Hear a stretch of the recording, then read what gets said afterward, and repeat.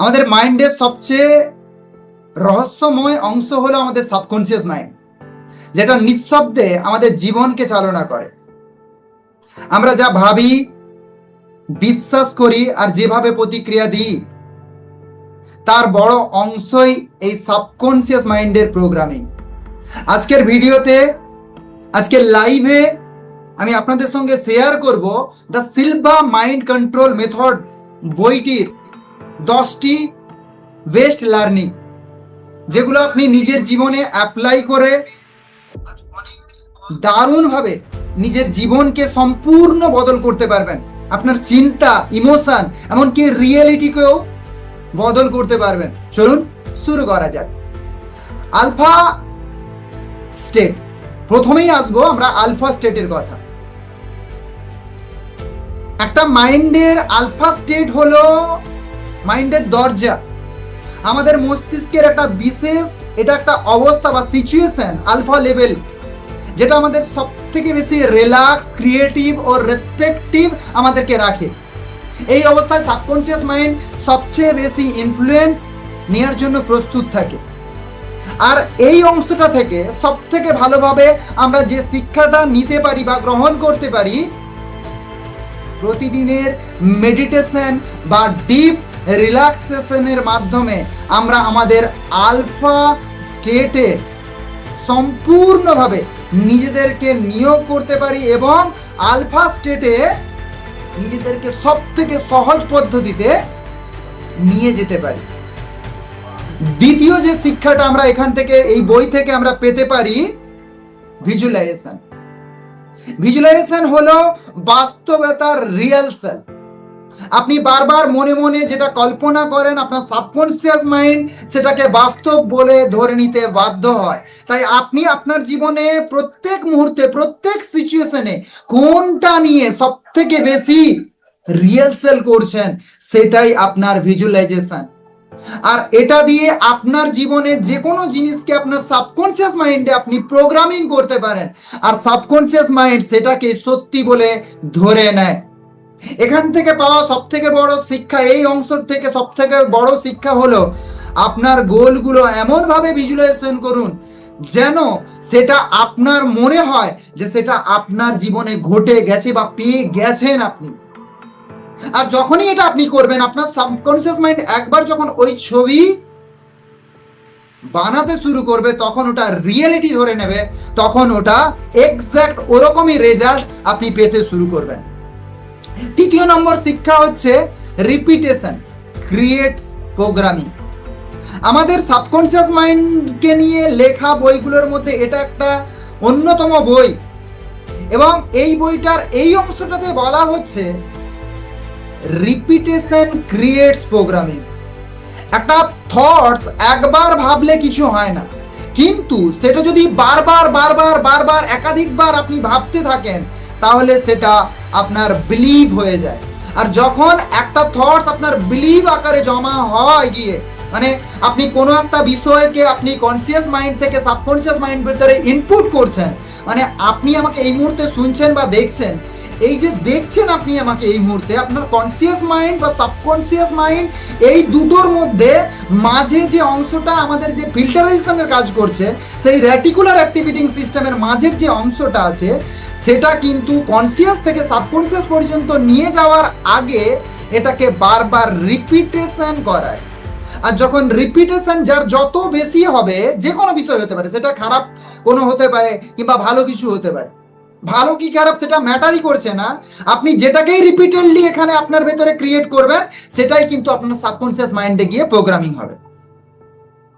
এই অংশ থেকে আমরা সব থেকে বড় শিক্ষা যেটা নিতে পারি, পজিটিভ অ্যাফার্মেশন প্রতিদিন রিপিট করুন এবং আপনার ইমোশন আকারে সেটা আপনার ভেতরে ইনপুট হবে। এবার আসছি আমরা এর 4 নম্বর লার্নিংটাতে। 4 নম্বর লার্নিং হলো মাইন্ড হলো সব থেকে পাওয়ারফুল প্রজেক্টর। আমাদের মাইন্ড হলো সব থেকে পাওয়ারফুল প্রজেক্টর। আপনার মাইন্ড যা প্রজেক্ট করে, আপনি জীবনে সেটাকেই রিফ্লেক্ট করেন। আপনারা যারা যারা প্রজেক্টর দেখেছেন কোথাও, সেখানে দেখেছেন নিশ্চয়ই কোথাও থেকে একটা ইনপুট গিয়ে যখন প্রজেক্টরের ভেতরে আসে এবং প্রজেক্টর থেকে সেটা রিফ্লেক্ট করে আপনার সামনের পর্দাটাতে দেখা যায়। আপনার জীবনেও কিন্তু ঠিক সেম টু সেম ভাবে আপনার মাইন্ড আপনার জীবনের প্রজেক্টর। আপনি আপনার জীবনে আপনার মাইন্ডকে যদি সঠিকভাবে প্রপারলি ইউজ করেন, তাহলে এটি ঠিক প্রজেক্টরের মতো কাজ করবে। আপনার জীবনেও আপনি যা পেতে চাইছেন, যা টেনে আনতে চাইছেন, যা আকর্ষণ করতে চাইছেন, সেই সমস্ত কিছুকে রিফ্লেক্ট করে আপনার সামনে ওটা নিয়ে আসবে। এই বইটা থেকে পাওয়া পঞ্চম শিক্ষাটা হলো প্রবলেম সলভিং সাবকনসিয়াস মাইন্ডের কাজ। সাবকনসিয়াস মাইন্ড, আপনি যখন কনসিয়াস মাইন্ডের সাথে কানেক্ট আছেন, যখন কোনো সমস্যার সমাধান পাচ্ছেন না, তখন আপনি সাবকনসিয়াস মাইন্ডকে কাজটা দিয়ে দিন। মানে অনেক ক্ষেত্রে অনেক লেখক কিংবা দেখা যাচ্ছে এই বইটারও বহু অংশে এটা বলা আছে যে আপনি যখন কোনো অংশে কোনো একটা প্রবলেমে দীর্ঘদিন ধরে ভুগছেন, কিন্তু সেই প্রবলেমটার সঠিক সমাধান আপনি পাচ্ছেন না, সাবকনসিয়াস মাইন্ডকে কোথাও থেকে কাজে লাগানোর বা সাবকনসিয়াস মাইন্ড থেকে কোনো কাজ করানোর সব থেকে বেস্ট হয়ে হলো ও যখন ঘুম থেকে উঠছে আর যখন ঘুমের মধ্যে যাচ্ছে। এই দুটো টাইমে সব থেকে বেশি যখন আপনি ওকে ওই প্রবলেমটা নিয়ে ইনপুট দেবেন, মানে আপনি এখানে বলছেন যে আপনি আমাকে এটার সমাধান বের করে আনুন, ঠিক তখনই কিন্তু আপনার সাবকনসিয়াস মাইন্ড ওটাকে সব থেকে সহজভাবে ইজিলি অ্যাকসেপ্ট করে এবং সেখান থেকে সলভেশনের রাস্তা খুব ইজিলি খোঁজ করতে পারে। তবে চেষ্টা করবেন এটাকে ঘুমের আগে ইউজ করলে আরো ভালো আপনি রেজাল্ট পেতে পারেন। এখান থেকে বেস্ট শিক্ষা যেটা আমরা নিতে পারি, ঘুমানোর আগে প্রবলেমটাকে ক্লিয়ারলি ডিফাইন করে আপনার সাবকনসিয়াস মাইন্ডে আপনি বলুন এবং এখানে এটাও বলুন যে আমি জানি তোমার কাছে এর সমাধান আছে, তুমি আমাকে এই সমাধানটা দিতে পারবে। তাহলেই কিন্তু আপনার সাবকনসিয়াস মাইন্ড আপনাকে ওটার সমাধান 100% দিয়ে দেবে।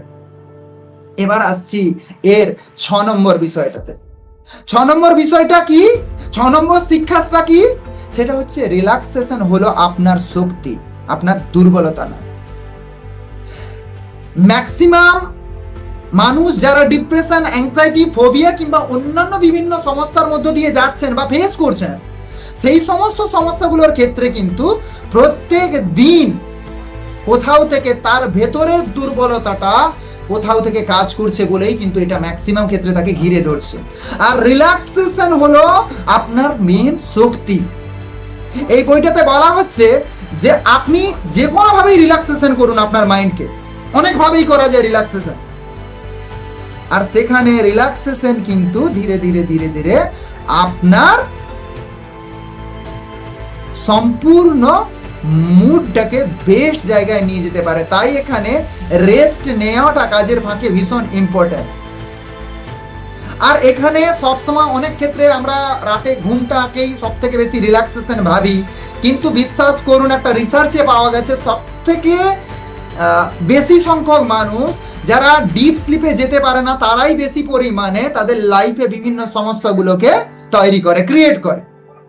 এখান থেকে পাওয়া একটা শিক্ষা সব থেকে বড় আমরা কি নিতে পারি, যে ডিপ রিল্যাক্সেশন প্রত্যেক দিন প্র্যাকটিস করা এবং সেটাতে ক্ল্যারিটি আনা।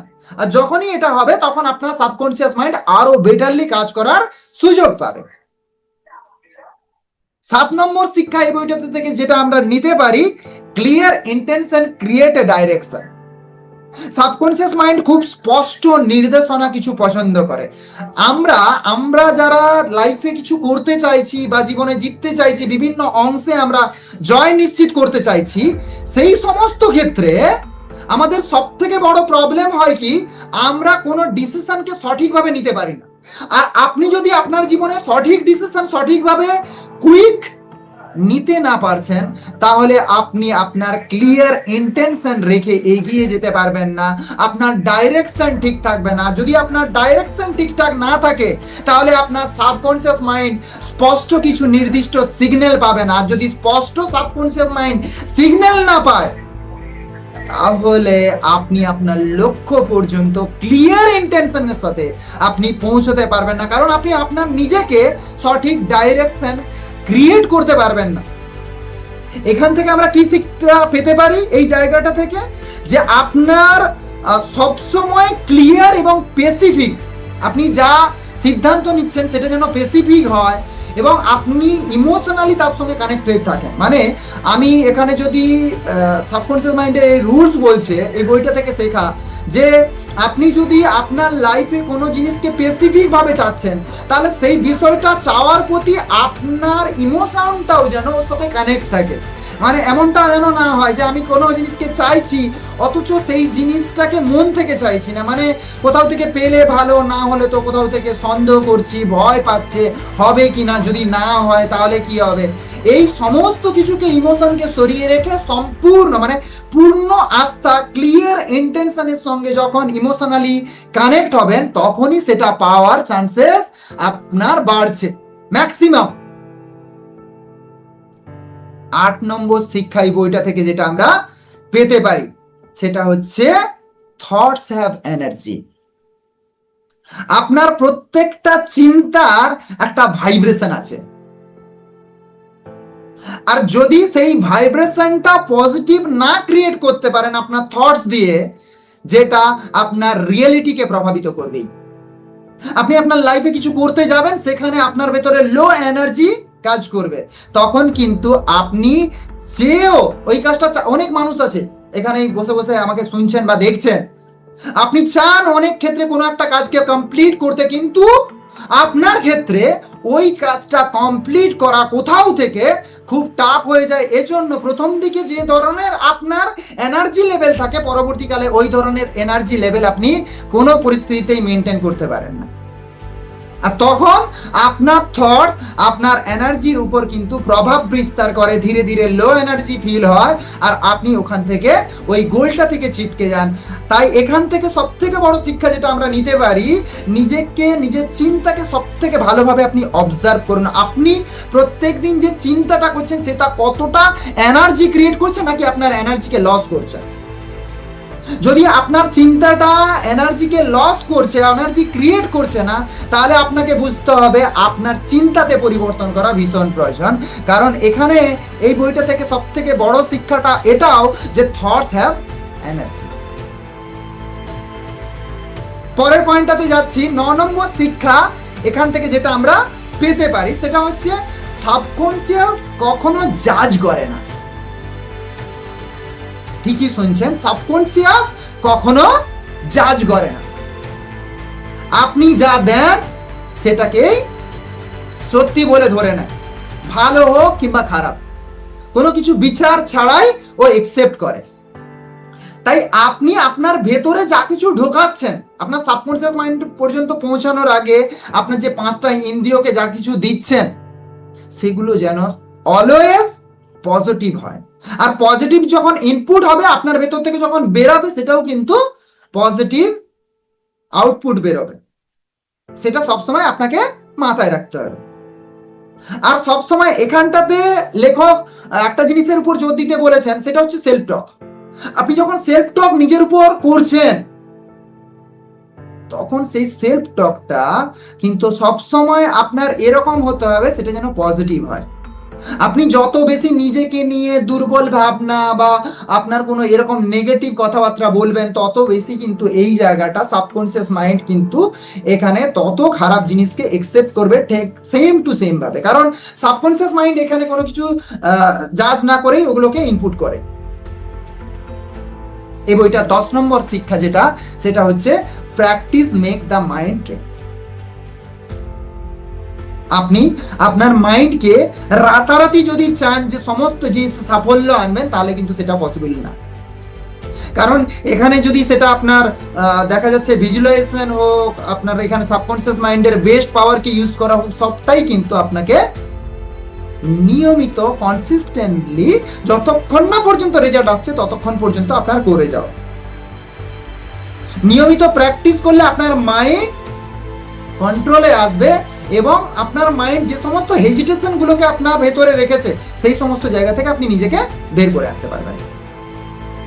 তাহলে এখান থেকে আমরা কি দেখছি, এই পোর্শনটা থেকে এই বইটার আমরা দেখছি যে কনসিস্টেন্সি ইজ দ্য কি অফ সাকসেস। কনসিস্টেন্সি আসল। প্রতিদিন ছোট ছোট প্র্যাকটিস আপনাকে প্রত্যেক দিন, কনসিস্টেন্সি আপনাকে একদিন অনেক বেস্ট লেভেল পর্যন্ত নিয়ে যেতে পারে। আমাদের জীবনে সব থেকে বড় পরিবর্তনটা বাইরের জগতে নয়, ভেতরের জগতে শুরু হয়। আপনি যদি নিজের সাবকনসিয়াস মাইন্ডকে বুঝতে পারেন, তাকে ট্রেন করতে পারেন, তাহলে আপনার জীবনে কন্ট্রোল আপনার হাতেই চলে আসবে। আজকের এই 10টা শিক্ষা যদি সত্যি অ্যাপ্লাই করেন, তাহলে সামনের কয়েক মাসের ভেতরে আপনার লাইফে এক আমূল পরিবর্তন আসবে, যেটা আপনার জীবনকে সব থেকে বড় পরিবর্তন করতে এবং আপনার জীবনে সমস্ত গোল অ্যাচিভ করতে আপনাকে সাহায্য করবে। মনে রাখবেন, মাইন্ড চেঞ্জ হলে আপনার লাইফ চেঞ্জ হবে। ভিডিওটা যদি ভালো লেগে থাকে, এই লাইফটা যদি ভালো লেগে থাকে, তাহলে অবশ্যই সেই সমস্ত মানুষদের কাছে শেয়ার করুন যাদের প্রকৃত এই ভিডিওটার প্রয়োজন আছে, যারা জীবনে হারছে, যারা জীবনে উঠে দাঁড়াতে চাইছে। আরো একবার